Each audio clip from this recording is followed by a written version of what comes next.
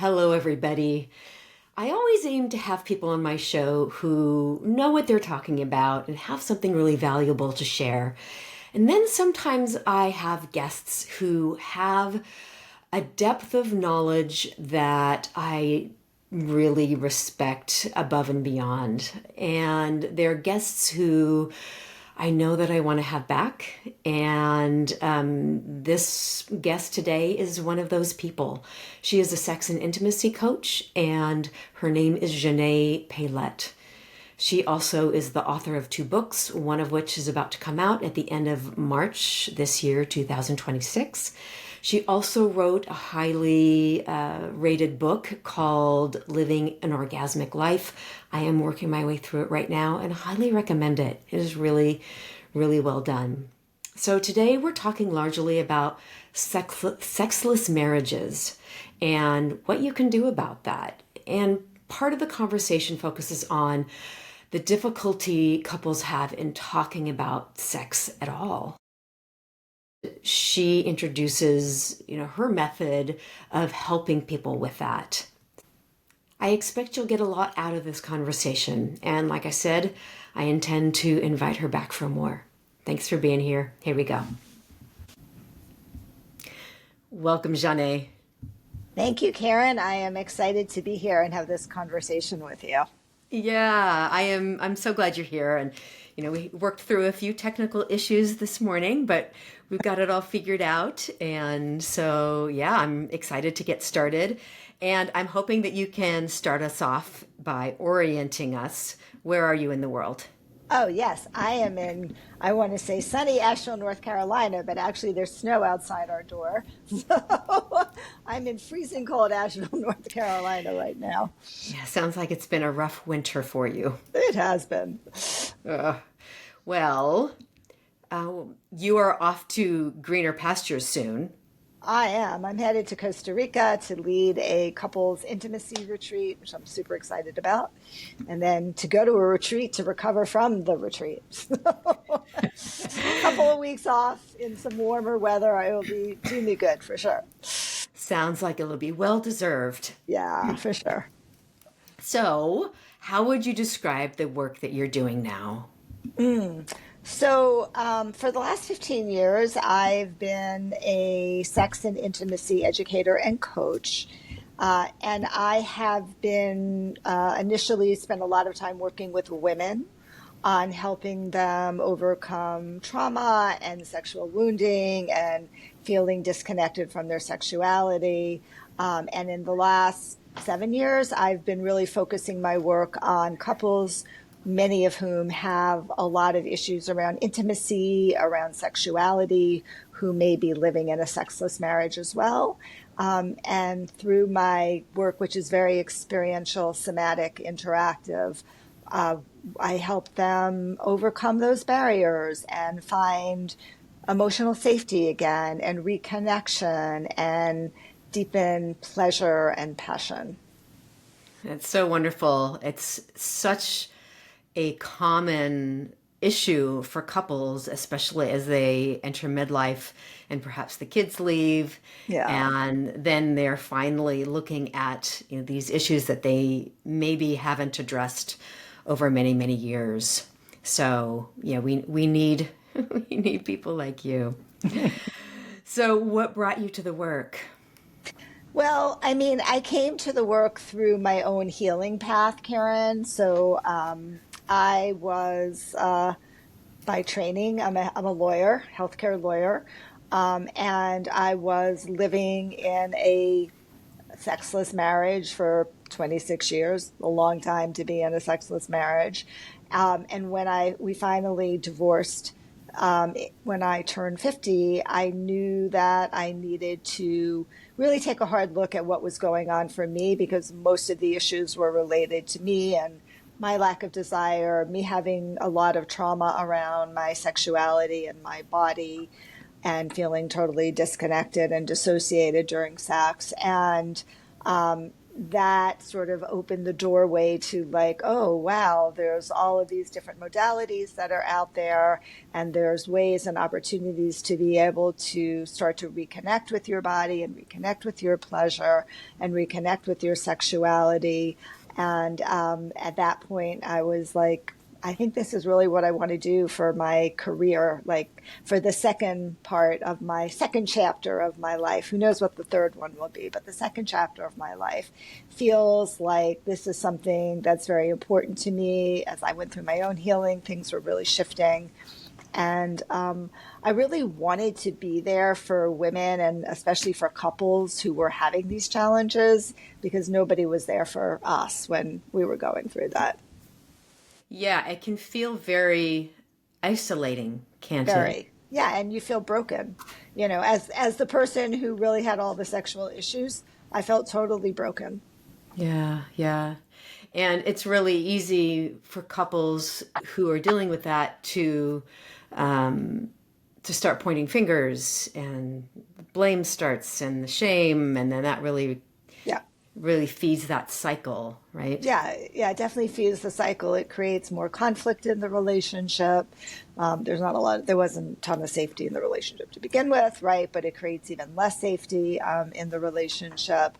And, you know, if you're somebody who who was just really good at compartmentalizing, still really good at compartmentalizing, it was super easy for me just to take that and put it aside and say like, yeah, this isn't working for me. This isn't working for the marriage. We're just not going to do this anymore without ever having actually had the conversation around we're not going to do this anymore. Right. Yeah, yeah.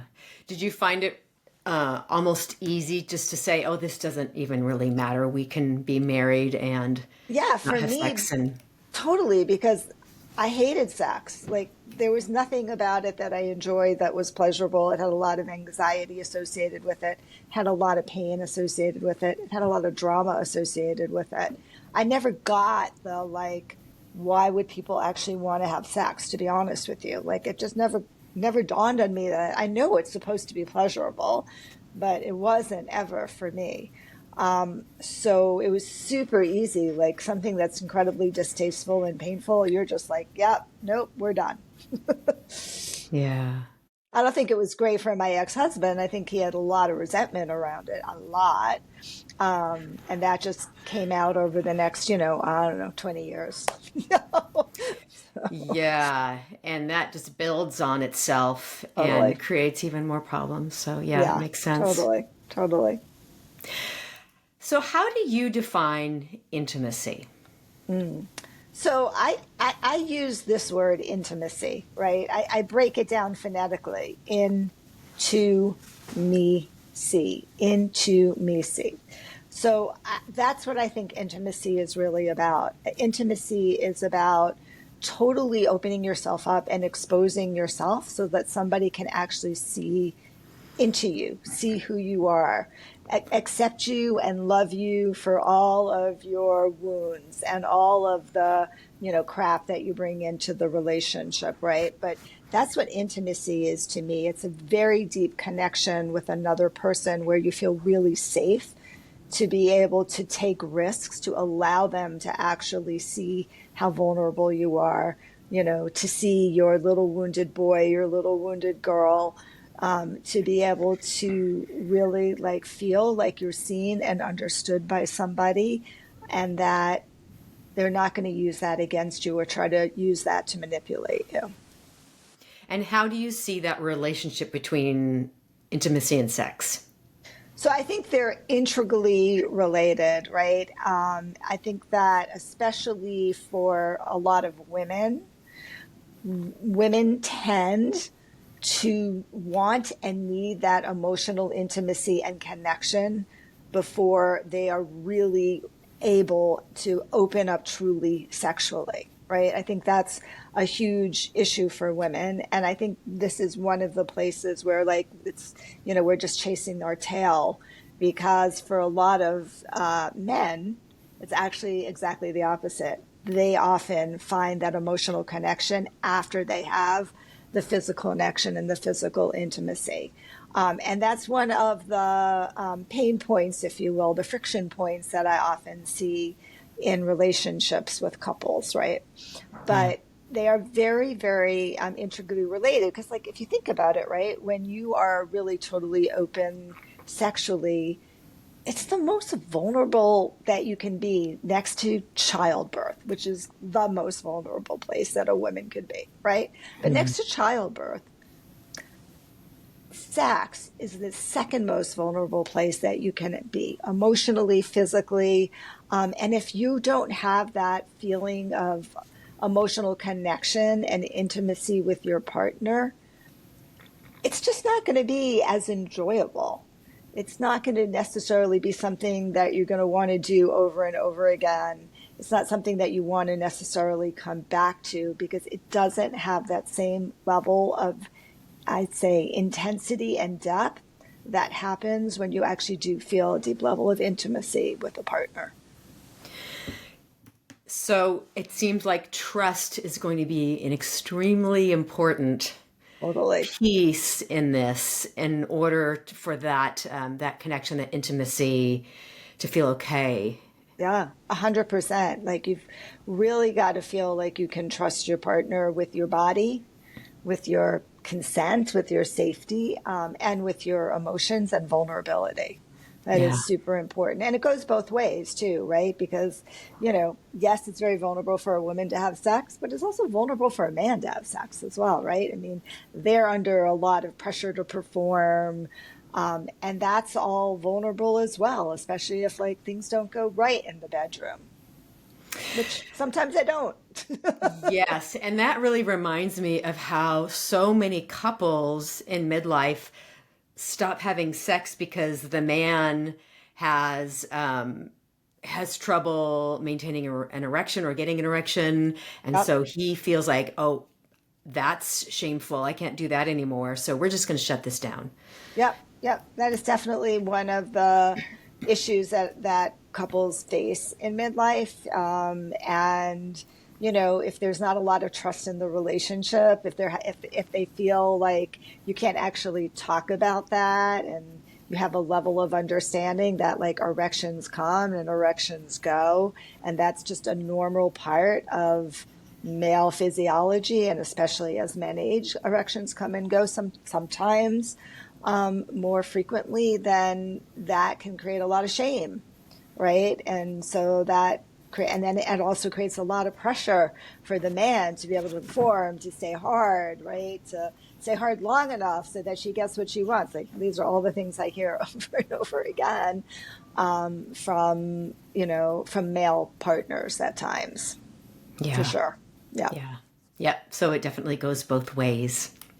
Oh, yeah. And Yeah, women in midlife are dealing with menopause and fluctuations in their hormones and how that impacts their desire and how it impacts how comfortable sex is and all of the pieces that go along with that as well. So midlife can be challenging for couples if they don't really feel like they can talk about it, if they understand physiologically what's happening, if they don't know that things will change again, that there's help if they really, are challenged with it. yeah, yeah.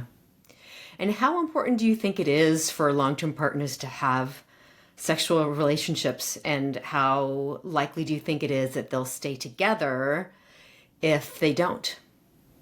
It's an interesting question. I don't know if I told you this in our pre chat or not, but I recently put a post on Facebook asking that question to Hmm. people. Like, basically my question was, you can have sex without love, but in a long-term relationship, how long can you have love without sex?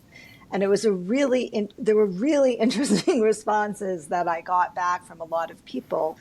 And the gist of what I heard was that for a lot of couples, and this doesn't surprise me when we look at the data, right? For a lot of couples, sex starts to dwindle in long-term relationships, even though they still love each other and there's still that emotional connection, but the sexual part of the relationship starts to sometimes disappear. I would say often without a lot of conversation. Again, it's something that slowly fades away, that people stop talking about it. And before you know it, you look at your wrist and you're like, damn, we haven't had sex in over a year, right? Like that's not an uncommon experience that you see in long-term relationships.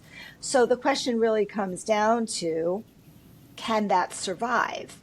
And the answer really is dependent on what's happening in the relationship itself. So if it's consensual and we're both like, yeah, we're pretty kind of asexual right now and we're still happy, we're cuddling, we're having intimacy, like we're doing other things, then yeah, maybe this is cool for both of us, right? And, maybe this is just a phase that we're going through. Maybe, right? But what typically happens is one part of the relationship actually really wants sex and the other one maybe doesn't. And that creates friction. Now, they may not talk about it, they may not express those feelings, but like in my relationship, in my marriage, it builds up a lot of deep resentment, right? And sometimes that resentment ends up manifesting itself as like, I'm going to go have an affair and get my needs met. And sometimes that resentment ends up being like, this marriage isn't working anymore and we need to go do something else, right?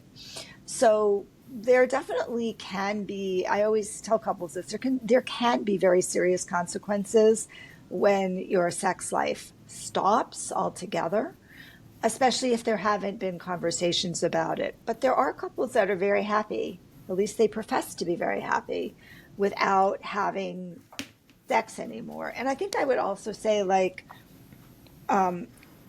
how one defines sex is also really an important part of the conversation, right? Because most people define sex way too narrowly. They think about it as only intercourse, like we call it PIV, penis and vagina sex. That's it, right?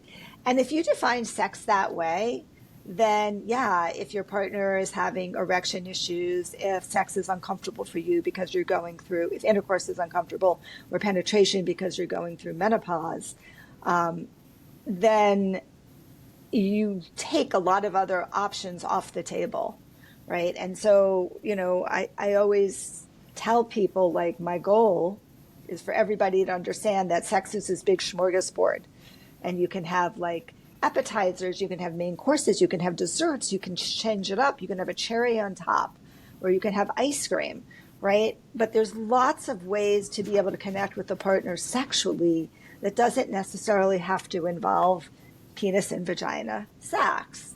And that often frees up a lot of couples to start to understand like, oh, actually, like, we like touching each other. We like sensual massages. We like making out, right? Like maybe oral sex is good for us. We just don't have to take it that much further.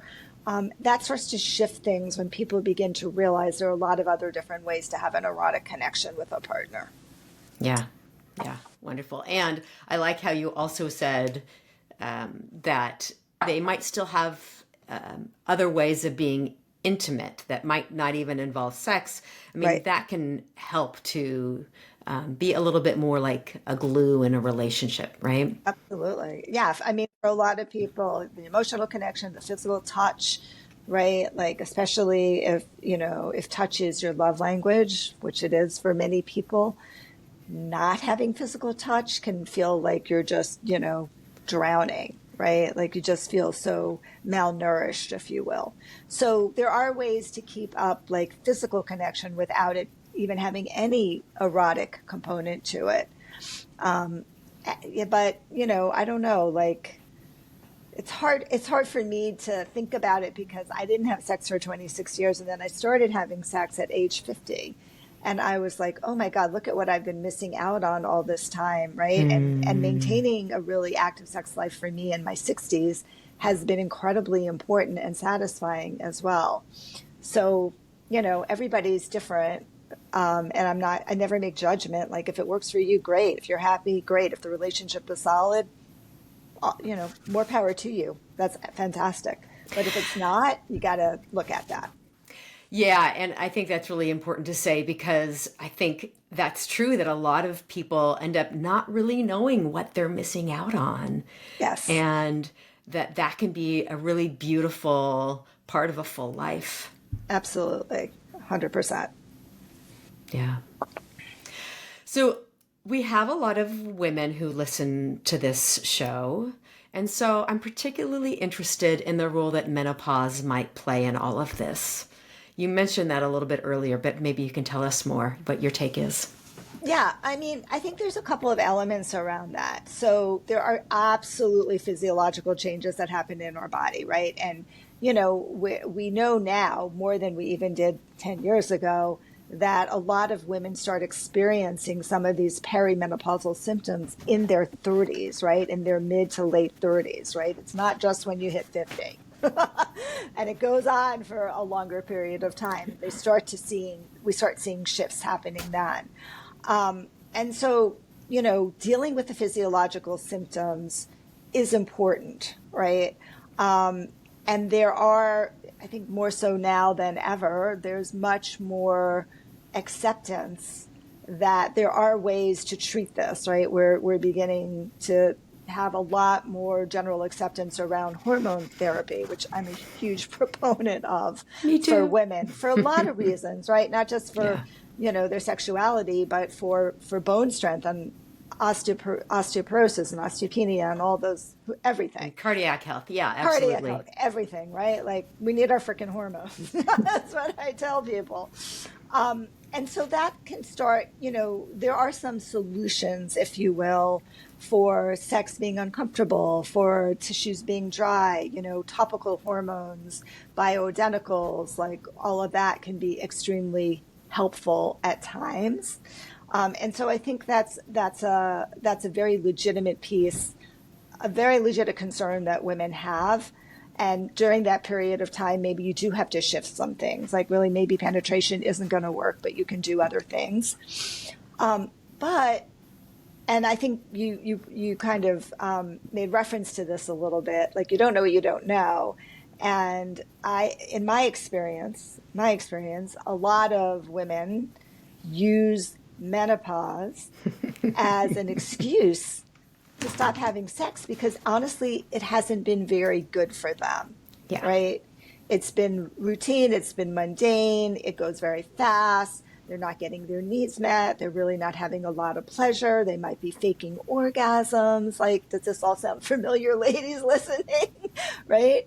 And maybe you're having obligation sex because you're afraid that if you don't do it, your partner might go looking for somebody who would. Like, there's a lot of reasons that could happen. And so then menopause becomes a perfect excuse just to say, yeah, we're done. Yeah. And I think that's a shame because, as I can attest to, right? I'm turning 66 in a month. Not even. I'm having the best sex of my life in my late 50s and my 60s, like without question. And I even had, Yay. right? And I had great sex when I was when I was a little bit postmenopausal at 50. So, your sex life does not have to end. There's no termination date for your sex life. I've worked with people in their 70s and their 80s. We had a couple who came to our retreat last year. He was like, God, I think he was like 87 or 88, and she was like 76. There was like a 9-year difference between them. And they were having sex 3 times a week. They were having more sex than any of the other couples that were on our retreat, right? So there is no end date for your sex life. It's just a matter of, are you getting what you want? Do you know what to ask for? And if things aren't working, what can we do to shift that, right? And there's lots we can do to shift it. Yeah. Yeah. Wonderful. Thank you for that. Why do you think it's so hard for couples to talk about sex, even if they have, a good relationship in all other respects? Yeah, I think there's a lot of reasons for that. I think one is that there's just like generalized shame around sex, right? It's just the way we've been socialized. It's from religion, it's from the Anglican Church. when the United States was formed, literally, right? Like Yeah. that's where it comes from, right? Um, and so that is like baked into our society. And that makes it really challenging for people just to be able to have have that conversation, because there's all the layers of shame that are over it that you actually have to get past and get through. And then I think the other part is that, for a lot of couples, it's like opening up Pandora's box. Like they're really scared and nervous of like, what happens if we start talking about like our sex life isn't working? You know, that's a scary thing to say. That involves confronting your partner, confronting yourself, maybe hurting them, right? Um, Maybe not having a solution for it. Maybe it's going to end up in a fight or conflict or, bruised egos, and that's going to have an impact on the relationship. So I think it's just a really a scary conversation for a lot of couples to have. But I want to say I have a way for them to do it safely. Can I tell you about that? Oh, please do. Okay. So knowing that this is an issue, because I cannot tell you how many long-term couples, like 30-year couples, show up in my office and they're like, we've never had this conversation before. And they've been married for 30 years, right? Like it is such a common experience. And of course, I'm there and I'm able to model it and to create a container for them, right? But so many people don't have that container. So I decided that I needed to create a tool to really help couples have this conversation in a way that felt safe and was low risk. And so I put together an intimacy equation quiz. It's like one of those fun little quizzes, like what you take on Facebook. It's not on Facebook, but it's like a 3-minute quick little quiz with little gifts. It's really kind of cute to really begin to start to understand what your intimacy formula is, right? So there's a bunch of different like characteristics, if you will. There are some people where their intimacy formula or their intimacy equation is like much more about feelings and talking. And other people, it's much more about touch and sensuality and comfort. Or maybe it's about adventure and exploration, or it's about like safety, right? There's a whole bunch of different ones. But you take this little quiz, you get some information, about how your type interacts with another type, sort of what are the positives and the negatives, like what are the things to look for, right? That could be a little bit of a problem just to be aware of. And then, you go to your partner and you say, just like you took a Facebook quiz, right? Like, hey, I took this kind of fun little quiz about my intimacy equation, and it turns out I'm like this. Would you like to take this quiz too? Because I'm kind of curious to know what your intimacy equation is like, and then maybe we can have a conversation, right? And that's a low risk way to be able to start to have that conversation. And I'm also going to tell everybody where you can find that, if that's okay. You can go to this website, which is howtoimprovemylovelife.com, howtoimprovemylovelife.com, and you'll have access to that quiz and then access to the answers. And couples have come back to me and said, like, wow, that was a really great way to start to have the conversation. We kind of started getting curious about what each of our intimacy formulas were, and it opened it up in a way where there was no blame or shame, or I'm not saying anything, but it started to like just give a little opening to be able to have that conversation, and I'm really happy with that. A lot of people have had really good experience with it, so that was my way to help everybody out in the world. And I love that because people are able to then take the quiz on their own, Right, and really explore some things. And then all they have to do, I mean, the hardest part of that is then just asking their partner to take it, right? exactly, right. But then right. you're both in it, and then, it's easier to then talk and about. then you have so that's like great. results that you can look at and talk about with each other. So yeah. Yeah. What are some of the things that people find out about themselves? Oh, so they may find out that, for example, that they are somebody who is a very feeling-based person, right? And that means that, for them, intimacy is about being able to like talk to your partner about what's going on and how you're experiencing the relationship. That's what creates closeness and connection for you. But what happens if your partner is somebody who is more about like, I just want to go to have adventures and explore, right? I'm all about excitement and interest. And then you're like down here in this very soft place, and they're up here in this very excited place.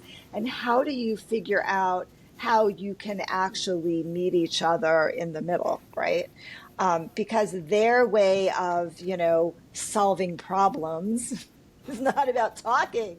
Their way of solving problems is, hey, I'm going to take you out on this amazing date and we're going to go do a hot air balloon ride, right? Because that's going to create the excitement and the connection and the newness to be able to soften whatever maybe little bit of, tension that we had in the relationship, right?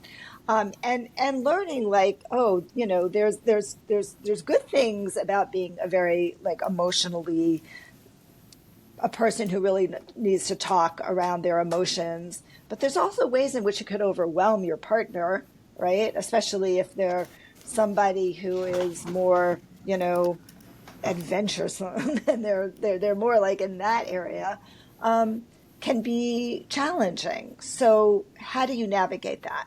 Yeah, and that becomes the work, it sounds like. And that becomes the work, exactly. How do you integrate your two styles? Understand them, discover them, and then integrate them. Not unlike the love languages, right? So, if your love language is touch, but your partner's love language is affirmations, right? Words of affirmations, how do you navigate that? Like you just want to give them touch. They just want to hear how wonderful they are and how appreciated they are. The touch doesn't actually work for them. So learning how to integrate it and navigate that creates deeper connection and understanding of each other. Yeah. And I bet that for a lot of couples, there are some aha moments with that. Oh, yeah. Oh, yeah. Oh, yeah. Yeah. And that's good, right? Because you want to have those aha moments. That's where the new understanding comes from. That's where the growth comes from. That's where the like, oh, I need to actually maybe think about changing my behavior or at least understanding where my partner is coming from. Yeah. So this is a great place for people to start if this is something they want to, address. Yeah. And I'm wondering, is there anything else that couples can do, or maybe just one half of the couple, if they're noticing that this is a challenge and they want to make a change? Is there anything else that they can do on their own? I mean, there are a lot of things that you can do on your own, right? Because the more that you do work on yourself and understand yourself better, that can bleed into the actual relationship itself, right? But, I think in this day and age, there's so many resources that are out there that people can begin to access, whether they're videos. I mean, I wrote a book, The Sex and Intimacy Repair Kit, which is really about how to repair intimacy and sex, right? So learning about understanding a little bit more of that, doing some practices for yourself so you can understand more about who you are and how you show up and how to show up for your partner can be very, very helpful. I'm a huge fan, generally speaking, I'm a huge fan of couples work. Not to say I'm not a huge fan of individual work. I think individual work obviously very, very important. But when it comes to couples dynamic, I'm actually a pretty huge fan of couples work because I think the most healing that happens is within the context of a romantic relationship. We learn so much about ourselves within that dynamic, don't we? Yes, absolutely. Because, we're repeating patterns from childhood, right? Like all of our wounds show up, like all of that shows up in the context of a romantic relationship. And so true healing of the relationship and then of the individual as well, can really happen in the context of good couples work. Good being the operative word there. So a Yeah. lot of couples work, not so good, but good couples work can be very, very helpful and healing for people. Yeah, absolutely. Yep. Great.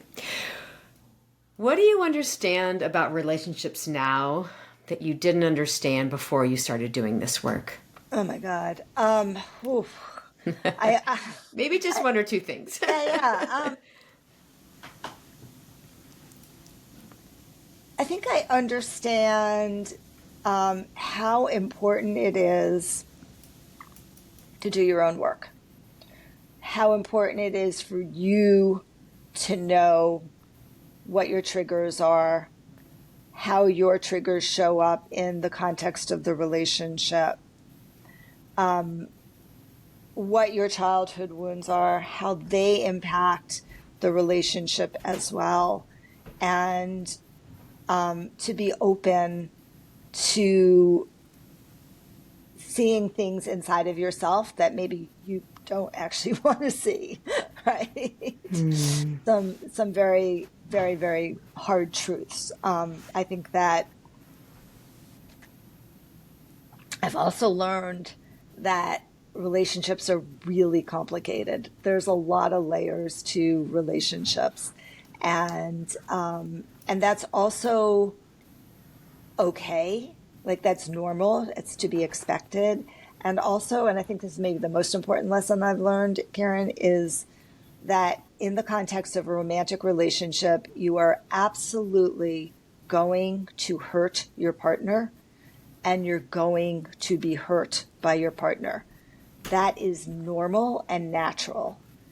And it can also, if you know how to repair that hurt, which is, I think, an important skill that everybody needs to learn, then that can actually create more connection and more intimacy and more safety, because you know that if you get in a conflict or in a fight, that you're going to be able to get out of it in a way that doesn't tear each other up and is actually going to create more understanding and compassion between you and your partner. Yeah. And it reminds me how, we need to have that stability in our relationships, that solid foundation, so that we can also have that intimacy and that part of the relationship that involves risk, and Right. be able to make mistakes and then be able to pick ourselves up again and heal and move on. So, Yeah, yeah. absolutely. 100%. Yeah. Tell us a little bit about your book. You have one out and one that's about to come out. Is that right? Yeah, yeah. So my first book is Living an Orgasmic Life, Heal Yourself and Awaken Your Pleasure, and that is partly autobiographical about my own childhood, a little bit of my marriage, the dynamics that played out, and then my own sexual trauma and healing and awakening. And I wrote that book, geared that book primarily for women, though a lot of men have read it, and there are case studies in it for women and men. But it's really about, what are all the blocks to our sexuality on the first half of the book, and the second half of the book is how do we get over that? So it's very practical as well, but people tell me it's very relatable because unfortunately a lot of women have experienced, something similar to what I've experienced in different ways in their life. And then my second book, The Sex and Intimacy Repair Kit, How to Enhance Communication and Create a Lifetime of Passionate Intimacy, is really it's really geared towards couples. It's a couples book. It's a book about, creating initially, like, we have to create these foundational elements of intimacy in order for us to actually be able to have a good sexual relationship. And so, first 2/3 of the book is very much about what are those foundational elements. And I actually, in this book, I drop people into coaching sessions so they actually hear, if you will, the dialogue that happens amongst the three of us in a room. As we look at different scenarios, and very practical exercises around attunement, about listening, about expressing feelings, getting over shame, like all of those pieces. And then, of course, how to repair, which I think is the key component of maintaining a long-term relationship. And then the last part of the book is the three, to me, three most critical elements to be able to maintain a great sexual relationship, which is redefining what sex is, which we've already talked about, right? Understanding your erotic style, which we haven't talked about, and then understanding core desires, which are the emotions that you want to have when you're having sex. And when does your book come out? March 24th, 2026. Okay, coming up. Coming up, right, exactly. So how can people learn more about your books and more about you? Yeah, so probably the best way to contact me is to go to my website, which is passionateintimacyretreats with an S.com, passionateintimacyretreats.com, where you will have access to my books. There's a contact form if you want to reach out to me. And of course, if you want to learn about my retreats, because what I do is I offer private retreats in Asheville, North Carolina over a 4-day period. So it's a very, very deep dive with a couple, as well as international group retreats. Sounds lovely. Well, Xanet, thank you so much for joining us today and talking about this. It's such an important topic for couples, and one that is, I think it's hard for people to get some good information. So, really appreciate you sharing that with us. Well, thank you. I think that is what I'm most passionate about in the world, is like getting this information out and making sure that everybody knows that pleasure is their birthright. And if they're not having pleasure and they want to have more pleasure in their life, then they need to do something about it. Amen. Uh-oh. All right. Thank you so much. Thanks, Karen.